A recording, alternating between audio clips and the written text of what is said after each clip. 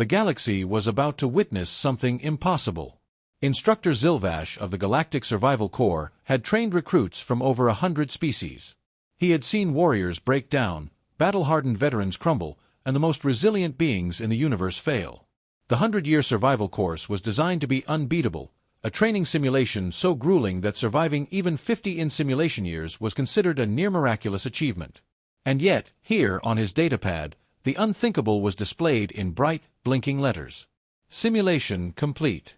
Zilvash's mandibles quivered as he reread the report, his iridescent compound eyes reflecting the data in disbelief.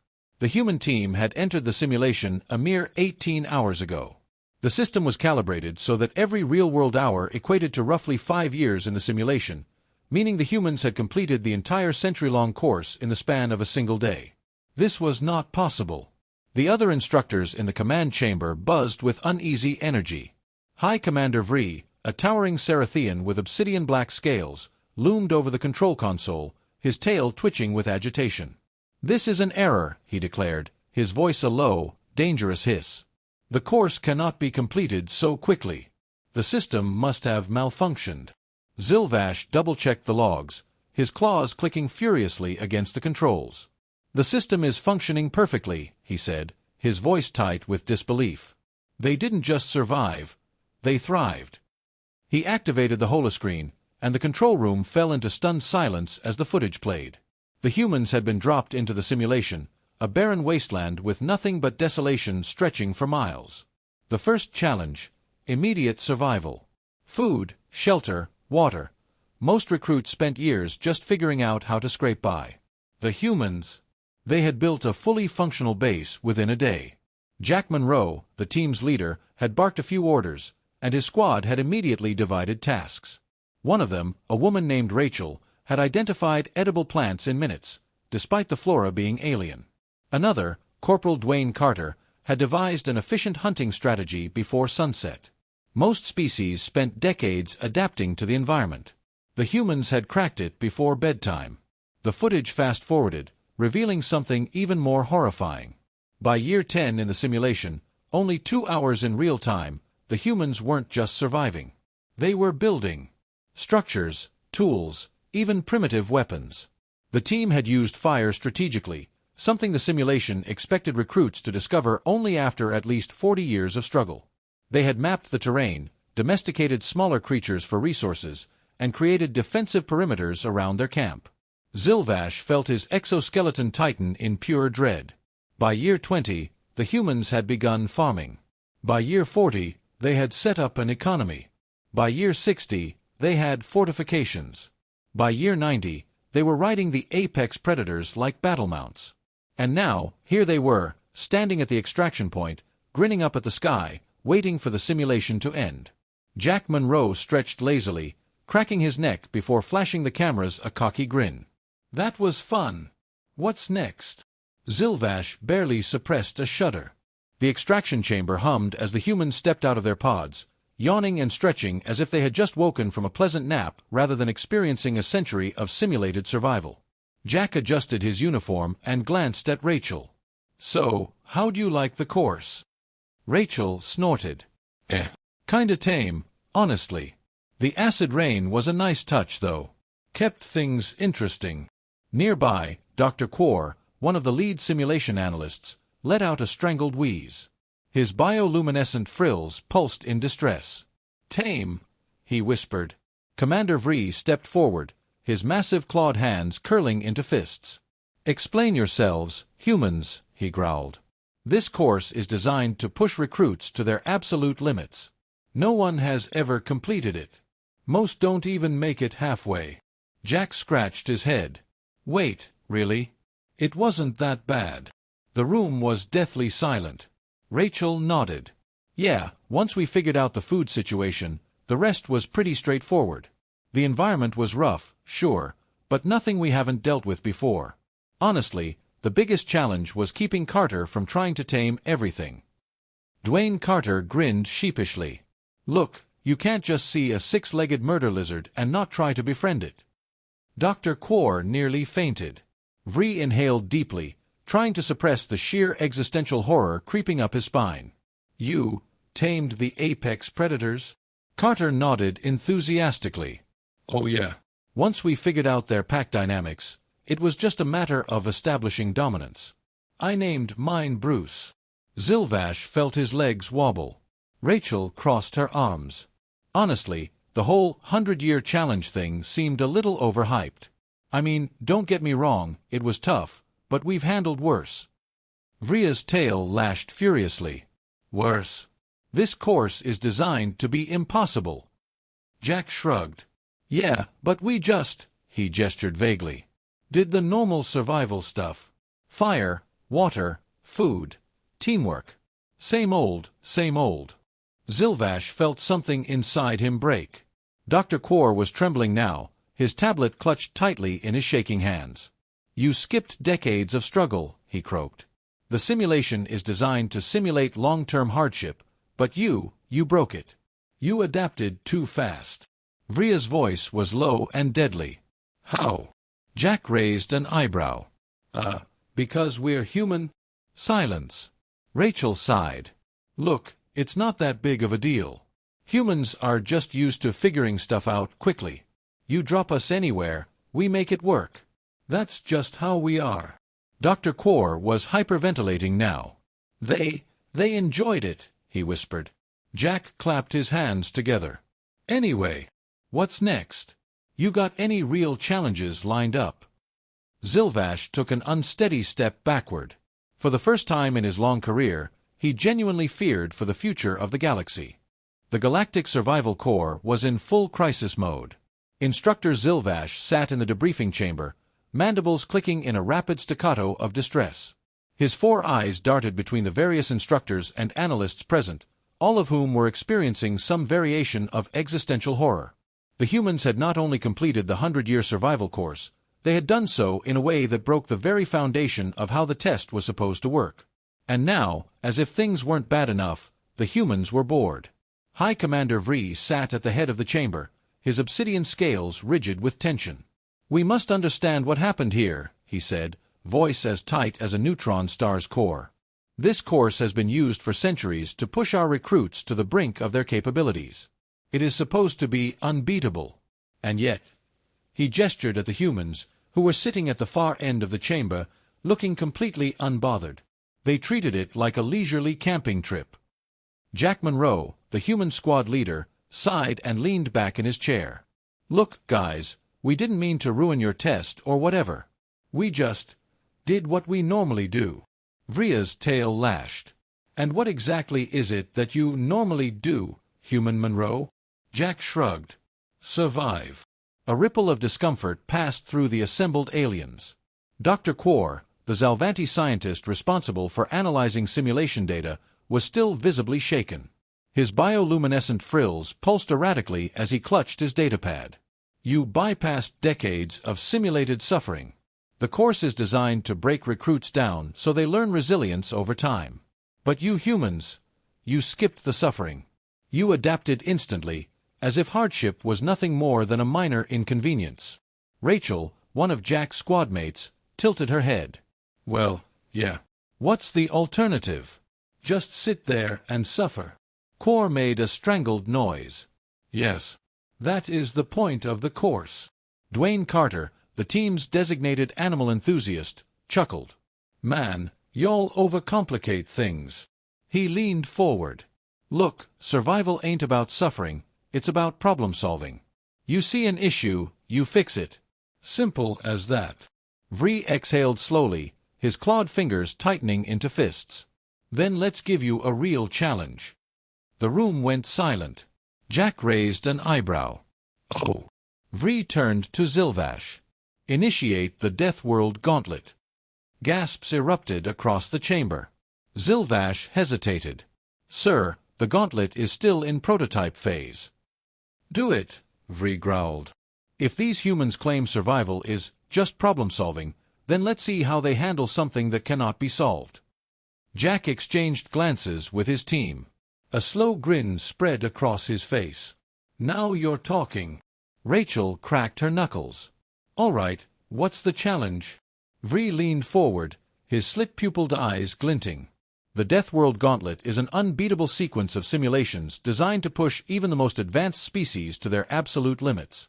It cycles through the deadliest known environments in the galaxy, without breaks, without rest, without a chance to build up resources over time. It is a pure endurance test. He bared his fangs. No species has ever lasted more than 6 real-time hours before requesting extraction. Jack turned to his squad. "Sounds fun." Rachel smirked. "Bet we last at least a day." Carter grinned. "You underestimate us, Ratch. I'm thinking 2 days minimum." Zilvash felt his exoskeleton prickle with dread. The gauntlet began. The first environment, a high-gravity world with extreme temperatures, where the very air burned the lungs of most species. The humans. They dug a hole. Jack, drenched in sweat but grinning, sat in the hastily dug trench and muttered, "Classic thermal mitigation. Underground is cooler. Easy fix." Rachel, after a few test breaths, pulled out a strip of cloth and dampened it with water from her pack. "All right, filter the air through this. Reduces the heat intake." Carter, meanwhile, was already making a sunshade out of reflective foil from their emergency kits. "Man, this is like that time we got stranded in the Mojave. Remember that, Jack?" Jack laughed.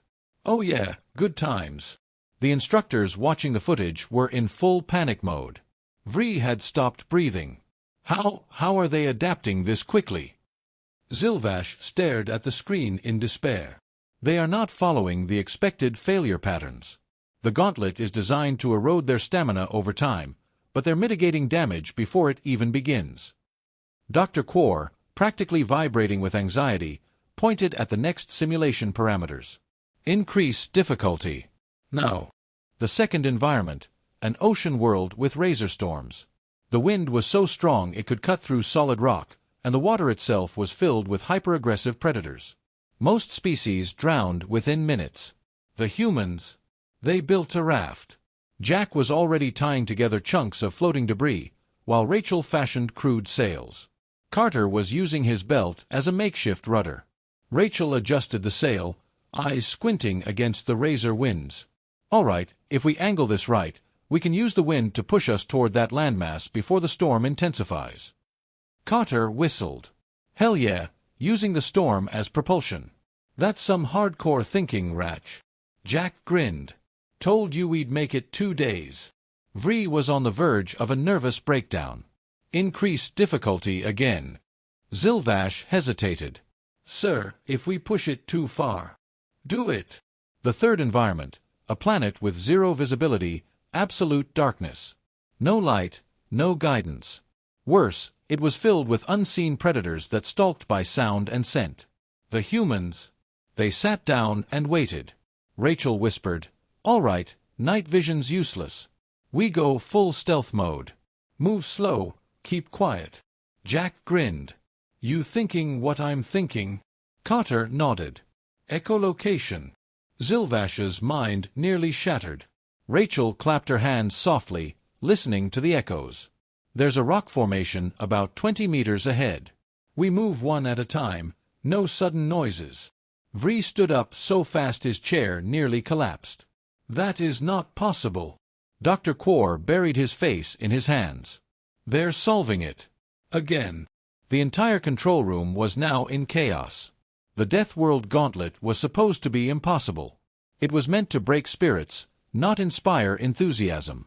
Yet the humans weren't just surviving. They were winning. Vree turned to Zilvash, his voice a low whisper of barely contained fear. "We need to stop this." Zilvash's voice was hollow. "We can't. They haven't even struggled yet." At that moment, the holoscreen flickered, showing Jack Monroe casually looking up at one of the hidden cameras. He grinned, his teeth bright even in the dim simulation. "Hey, this is fun and all," he said, "but when are you guys gonna really challenge us?" Zilvash fainted on the spot. The Galactic Survival Corps was in full-scale panic. Inside the control room, alarms blared as the Death World Gauntlet continued running, long past the point where any sane species should have begged for extraction. The simulation had been pushed beyond safe limits. The environments were no longer just difficult, they were lethal. The kind of places where nothing was meant to survive. And yet, The humans were still going. High Commander Vree gripped the edge of the control console, his talons carving deep gouges into the metal. His obsidian-black scales twitched as he watched the screens in horror. "This is beyond impossible," he whispered. "This is unnatural." Zilvash, barely holding himself together, muttered, "Sir, we need to stop the simulation. Now." Vree didn't respond. He was too busy watching the humans face their latest, most brutal challenge yet, one that should have, by all logic, ended them instantly. The gauntlet had entered its final phase. The extinction scenario. The environment flickered, shifting violently as the simulation booted up its ultimate test. The humans suddenly found themselves in an absolute hellscape. The planet was crumbling. Sky-splitting storms raged overhead, tearing chunks of burning rock from the atmosphere. The ground itself cracked and splintered as lava surged up from beneath. Towering monstrosities, bioengineered war beasts from the darkest nightmares of the galaxy, roamed freely, destroying everything in their path. Radiation levels spiked. Oxygen levels plummeted. Every possible disaster had been stacked together into one impossible, apocalyptic catastrophe. The scenario was simple: survive.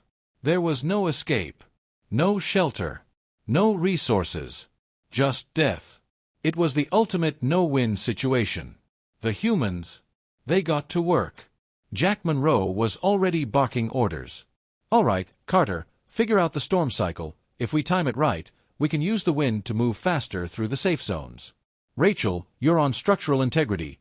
Find stable ground before this place turns into a lava bath." Rachel, eyes narrowed against the howling winds, was already scanning the terrain. "Ridge to the east looks solid enough for now. But we need a backup. This whole planet's about to collapse." Carter laughed as he ducked under a falling meteor. "Man, this is like a video game on nightmare mode." Rachel shot him a glare. "Carter, focus. Right, storm patterns, got it." He paused, tilting his head to listen to the raging winds. "Okay, so if we move between those rock formations right now, we avoid the worst of it." The three of them bolted. Above, the control room was in absolute chaos. "They're supposed to be dying," Dr. Quor wailed. His frills pulsed frantically as he stared at the data feeds. "This is a no-win scenario. Even simulated organisms designed specifically to survive this environment last no more than 5 minutes." Vree clenched his jaw. "And yet they've been alive for an hour." Zilvash, barely holding his composure, pointed at the readings. "Sir, they're not just surviving. They're adapting faster than the simulation can process." The numbers on the screen confirmed it. The humans weren't fighting the scenario, they were exploiting it. Jack and Rachel had already figured out how to use the natural wind tunnels to maneuver quickly. Carter had started harvesting radioactive minerals to fashion makeshift insulation panels for their gear. They had even begun luring the monstrous war beasts into each other, reducing their threats through sheer manipulation. Vree felt cold dread creep through his veins. "They're turning the apocalypse into an advantage." Dr. Quor whimpered. "This isn't possible." Down in the simulation, things were getting worse. The planet's final death throes had begun. Massive fissures split the ground, swallowing entire landmasses whole. The temperature was skyrocketing to levels that should have vaporized any biological life. Even the massive war beasts were beginning to succumb to the extreme conditions. Jack wiped sweat from his forehead, watching as another chunk of the planet plunged into a molten abyss. "All right, so, this place isn't gonna last much longer." Rachel grimaced. "No kidding. This whole thing's breaking apart." Carter, who had somehow fashioned makeshift thermal armor from scavenged debris, pointed toward a massive, looming structure in the distance. "What about that? Looks stable." Jack followed his gaze. "Huh. Looks like some kind of geological anomaly. A floating landmass with a solid core. Might be our best bet." Rachel sighed. "So we're running toward the last remaining rock in the middle of hell itself?" Jack grinned. "That's the plan." Carter whooped. "Now this is a survival challenge." The three of them sprinted. Behind them, the planet collapsed. The control room had gone completely silent. On the screens, the humans stood atop the last remaining piece of solid ground, watching as the apocalyptic storm of fire, radiation, and destruction consumed the world around them. Jack, hands on his hips, let out a low whistle.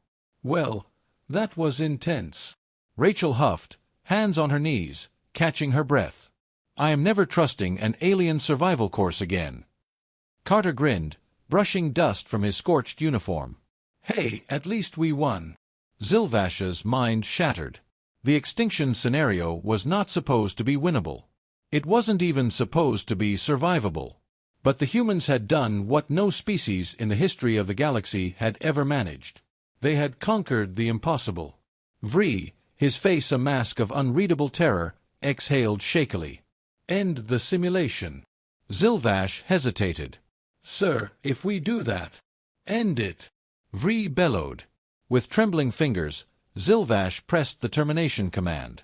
The humans blinked as the world around them dissolved into the soft glow of the simulation shutdown sequence. A moment later, they were back in the extraction chamber, the hum of reality settling around them. Jack stretched, yawning. Man, that was a workout. Rachel collapsed onto a nearby bench, groaning. I'm sleeping for a week after this. Carter, still grinning ear to ear, turned to the assembled alien instructors. So, did we pass? Dr. Quor made a noise somewhere between a sob and a strangled wheeze. Zilvash looked ready to shed his exoskeleton and walk into deep space. Vree. Vree simply stared at them, unblinking. Jack, sensing the tension, frowned. Everything okay? Vree took a slow, deliberate step forward. His voice, when he spoke, was barely above a whisper. You humans, he said, are the most terrifying creatures in the galaxy. Jack blinked. Wait, what? Vree's tail lashed behind him. That test was designed to be unbeatable. You did not simply survive, you dominated it. You did not endure suffering, you exploited it. Every hardship we threw at you, you turned into an advantage. He exhaled sharply. You broke the simulation itself. Rachel shifted uncomfortably. I mean, we just... No. Vree snapped. His pupils had shrunk to thin slits. You rewrote the rules of survival in less than a day. He pointed a claw at Jack. You are not normal. Jack scratched his head awkwardly. Thanks. Dr. Quor whimpered. Zilvash sat down and put his head in his hands. Vree inhaled sharply. There will be consequences for this. Jack frowned. Like what? Vree's next words sent a shiver through the room. The council must be informed. Silence. Jack exchanged glances with his squad. Rachel sighed. Great. More bureaucracy. Carter grinned. Bet they'll give us medals. Zilvash groaned. Or declare you an intergalactic threat. Jack stretched again. Either way, at least we'll have a good story to tell. And somewhere, across the galaxy, the alien leadership braced for impact. The humans had broken the galaxy. It had only been a few hours since the Death World Gauntlet simulation ended, but the consequences were already rippling outward at an alarming rate. Inside the Galactic Survival Corps headquarters, chaos reigned. A high-priority emergency meeting had been called, and every high-ranking official, military strategist, and scientist in the sector was present. The room, an enormous circular amphitheater, buzzed with nervous energy as various species whispered frantically among themselves. At the center of the chaos sat three humans. Jack Monroe, Rachel Carter, and Dwayne Carter were seated in the middle of the chamber, looking more amused than concerned. In front of them, a massive holoscreen displayed the absolute disaster they had left in their wake. The footage of their run through the gauntlet was being played again. One by one, the galaxy's most powerful leaders watched, horrified, as the humans systematically dismantled every single scenario. They saw Jack barking orders with terrifying efficiency. They saw Rachel identifying and solving environmental hazards before they even became threats. They saw Carter befriending the war beasts, using their own natural instincts against them to turn them into allies. And, most damning of all, they saw the humans smiling through it all. By the time the footage ended, the room had descended into complete silence. High Commander Vree, looking as if he had aged several decades in the past few hours, stood at the head of the amphitheater. He exhaled slowly, then turned his gaze toward the humans. You have put the galaxy in crisis, he said simply. Jack exchanged glances with his squad. What now? Vria's tail flicked with agitation. You were meant to struggle. You were meant to fail. The gauntlet is not a test of victory, it is a test of suffering and resilience. Rachel folded her arms.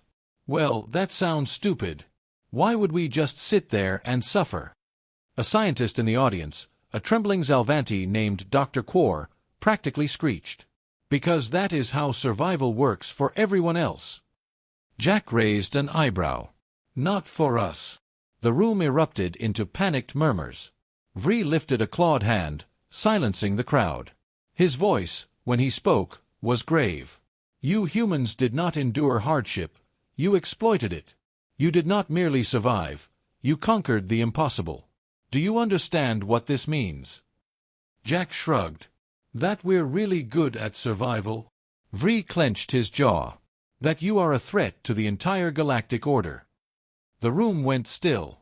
Rachel blinked. Wait, what? Dr. Quor, who looked like he was seconds away from fainting, gestured wildly at the screen. You broke the laws of adaptation. You rendered centuries of training doctrine obsolete in a matter of hours. If your species can just skip hardship and turn death worlds into playgrounds, then what happens when the rest of the galaxy realizes what you are? Cotter snorted. I dunno. Maybe they'll want to be friends. Vri slammed his claws against the table. Or they will see you as a threat beyond comprehension. Silence. Jack scratched the back of his head. Look, man, I think you're overreacting. Vri pointed at the holoscreen. Overreacting. He took a deep breath, his scaled shoulders rising and falling as he tried to calm himself. You humans do not seem to understand what you are.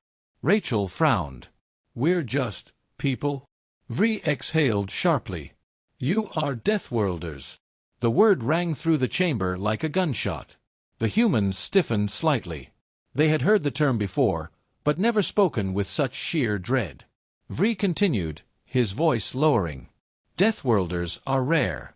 You are from one of the most dangerous planets ever catalogued. Your kind evolved in an environment that should have wiped you out before you ever achieved sentience. And yet, you did not just survive Earth's horrors. He leaned forward, his slit-pupilled eyes narrowing. You mastered them. Dr. Quor shuddered. Most species do not come from worlds where everything is trying to kill them. Most species do not need to adapt instantaneously just to avoid extinction. Your kind, however. He gestured weakly at the humans. You treat apocalyptic disaster the way others treat mild inconvenience. Rachel muttered, Well, when you put it like that. Vri clenched his fists. This is not a joke. Jack sighed. Okay, so what happens now? The room tensed. Vri closed his eyes for a moment. When he opened them again, his expression was unreadable. The council will deliberate on what to do with your species. The words hung in the air like a death sentence. Jack leaned back slightly. That sounds ominous. Dr. Quor swallowed hard. There are only two possible outcomes. Jack raised an eyebrow. Which are? Vria's voice was ice. Either we ally with you, or we make certain that humanity never becomes a galactic superpower. A heavy silence fell over the chamber. Rachel exhaled slowly. Okay, that sounded like a threat. Vria's expression didn't change. It is a warning. Jack's easygoing demeanor didn't falter, but something in his eyes sharpened. So let me get this straight. We show up, take your survival course, break a few records, and now you're debating whether to be our friends or try to take us out before we get too strong. Vria's jaw tightened. Correct. Jack leaned forward, his hands clasped together. His voice, usually light-hearted, dropped to something much colder. Well, he said, that would be a mistake. The temperature in the room seemed to drop. Vri frowned. Explain. Jack smiled, but there was no humor in it.